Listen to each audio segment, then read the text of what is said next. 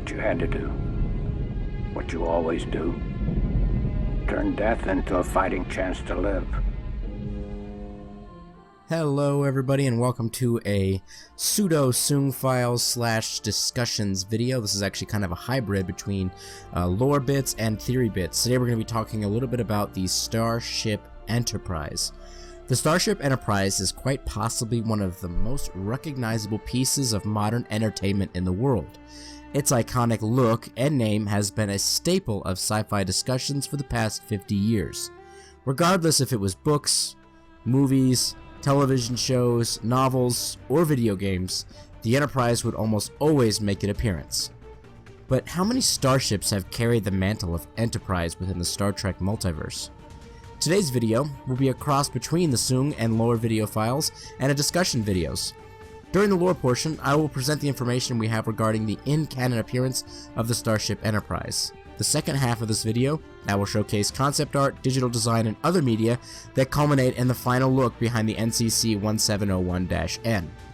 To differentiate between the two halves of the video, there will be either a lore or theory marking in the top left corner like this. Please note, I will not be discussing alternate timelines or parallel universe appearances of the Enterprise, only from the Prime Universe's media. So let's begin. The NX-01. Designed by the Warp 5 complex on Earth, this was the first warp-capable starship to bear the name Enterprise. Commissioned in 2151, the ship served as the tip of the spear for Starfleet and was instrumental into forging the Federation. The ship's crew complement was 82, was 255 meters in length, and was decommissioned in the year 2160. The NCC 1701. This was the first Federation starship to carry the mantle of Enterprise.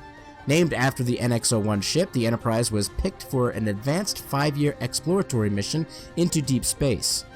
Its mandate was to make first contact with new races and explore strange parts of the universe. The ship's crew complement was 432, it was 289 meters in length, and was destroyed in the year 2285. The NCC 1701-A. Commissioned in the year 2286, this ship was the first remake of the Federation Starship Enterprise and the second ship to be commanded by Captain James T. Kirk. This ship served as the diplomatic envoy responsible for ferrying the Klingon delegations to Kittimer, which marked the end of the Earth-Klingon War and conflict. The ship's crew complement was around 500 and was 305 meters in length. The NCC 1701-B. Under the leadership of Captain John Harriman, the Enterprise B was involved in exploration beyond the Gorami sector, charting 142 star systems and making first contact with 17 new civilizations prior to its decommission in the year 2332. The crew complement was around 530 and was 467 meters in length. The NCC 1701-C. Launched in 2332, the Enterprise C played a crucial role in solidifying Klingon-Earth relations when a Romulan attack fleet attempted to destroy a Klingon colony on Narendra III. The ship selflessly defended the colony, and the ship was destroyed during the attack in 2334. This marked the final turning point for peace between the two warring powers. The ship's crew complement was 700 and was 526 meters in length. The NCC 1701-D. The first Galaxy-class starship in the Federation, the Enterprise D was designated the flagship of Starfleet. The iconic crew was involved in many first contact, diplomatic, and wartime missions. Under the command of Captain Jean-Luc Picard, the ship was in service until its destruction until 2371. The ship had a full crew complement of 1,014 and was 642 meters in length. The NCC 1701-E. The second ship to be commanded by Captain Picard, the Enterprise E, was commissioned in the year 2372. Its original crew complement was around 834 and was 665 meters in length. The most notable achievement of the Enterprise E was its involvement in saving Earth from a Borg invasion and correcting a damaged timeline in which Earth was assimilated. After Picard's retirement from Starfleet, the ship was turned over to the newly promoted Captain Data. As you can now see, we have switched over to the theory mark in the top left corner of the screen. We will now be discussing Enterprise starships that either haven't made official appearances on screen or have been digitally rendered without the permission of CBS/Paramount. Because of this, there might be different renderings of these ships out there that are contradicting to what I'm stating in this video.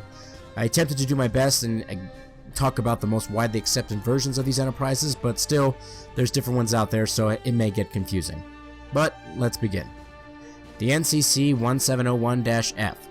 After the damage suffered for one of its missions, the Enterprise E was decommissioned by Starfleet in the year 2408. The USS Endurance was redubbed the Enterprise F initially to fill in the gap while the new Odyssey-class vessel was still being built. The ship was finally launched in 2409 under the command of Captain Valkal Shan. It wasn't long before the ship saw combat. Participating in the most recent Borg, Dominion, and Iconian wars, the ship has earned its stripes and taste for war. Crew complement of 850 and is around 1,090 meters in length. The NCC-1701-G. Commissioned in the year 2452, this was the first Enterprise designed specifically for combat. A retrofitted efficiency-class battleship, the Enterprise G was used primarily during the final wars between the Alliance and Romulan Star Empire remnants. The ship was destroyed in 2467. The NCC-1701-H. The Enterprise H saw a return to a more appropriate exploration design and was commissioned as an Endurance-class Federation starship in the year 2469. Not much is known about the ship, only that it was heavily shielded and carried a crew complement of around 1,000. The NCC-1701-I. The first independent-class starship, the Enterprise I, was commissioned in the year 2517. Little is known about the ship other than it being 794 meters in length. The NCC-1701-J. Commissioned in the year 2558, the Enterprise J was the second Independence-class Enterprise starship, but the first in a line of multi-generational starships. This ship was designed to house many generations of the crew to continue its long exploration and diplomatic missions without needing to be remanned. Because of this, the total crew complement of the Enterprise J is unknown, but it was over 3,200 meters in length.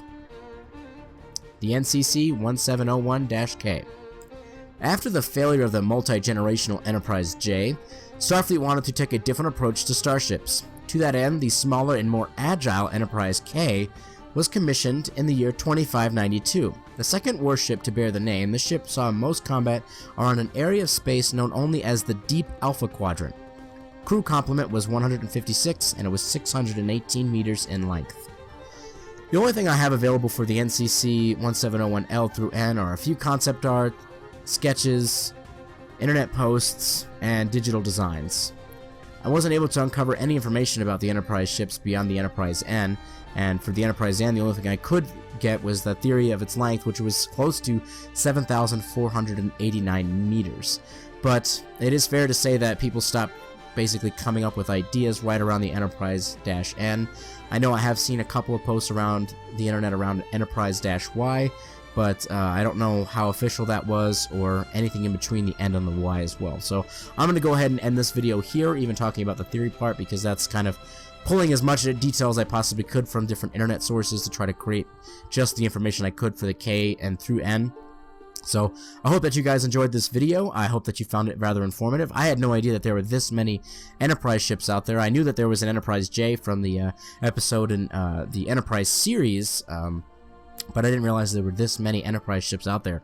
Tell me what you guys think about it. Do you guys like the fact that they keep reusing the term Enterprise? Do you think that they should simply retire the name and maybe just decommission the name completely? Or what do you guys think about the different designs? It's kind of interesting to see how it went from kind of an exploration ship to wartime ships to back to exploration to wartime to this weird multi-generational thing that didn't work out. I'm curious to hear what you guys think about that. Do you guys think those were good ideas? Do you guys think that you know, that they should always, the Enterprise should remain as an exploratory ship, or sometimes when it's needed, should it be a warship? I'm curious to hear what you guys think about it.